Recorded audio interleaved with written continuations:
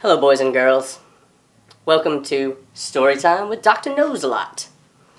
This is the time where I bring us all together and I tell a good story, and it's applicable to what's about to be said. Today, we're going to hear about the story of Jacob and finding true love. It'll be an adventure, and I'm sure you'll love it. So let's begin. Okay, so our story begins with a very upset guy named Esau. Esau was upset because his brother stole his birthright and his blessing, and that would be him. So his brother had to flee, and so he packed his stuff and split all the way from Arkansas to Afghanistan. When he got there, he meets this guy who owns a lot of land that he thinks he might be able to work for. And so he talks to him, but what really sweetens the deal is his smoking hot daughter. And so Jacob, completely taken by her, decides to go to the father and asks to work for him for 7 years for his daughter's hand in marriage. He thinks about it, and he agrees. So the 7 years begin, 7 long years, working hard with cables around his neck.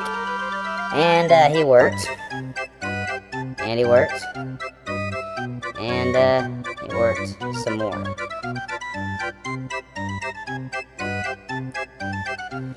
But finally, when the 7th year had arrived, Jacob prepared himself for his wedding, and his beautiful wife did as well. Wife-to-be. The ceremony began, they took hands, and they were so thrilled, but when she lifted her veil, it was the much uglier and more unattractive sister. He was terrified. The father was thrilled. And so the father said 7 more years, believe it or not.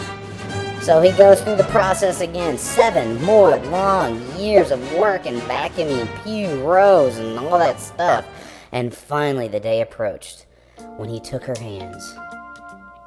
14 years from the beginning date, and she lifted her veil, and it was the gorgeous one that he always wanted. And that, my children, is the story of Jacob and Rachel. A beautiful story of how a man spent a decade and a half buying his true love. The moral of the story is, you can't buy women anymore. I'm talking to you, Joey.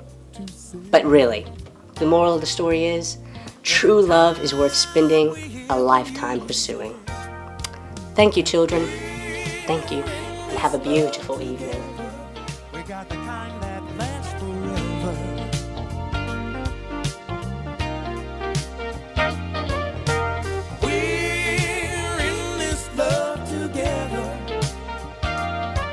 Like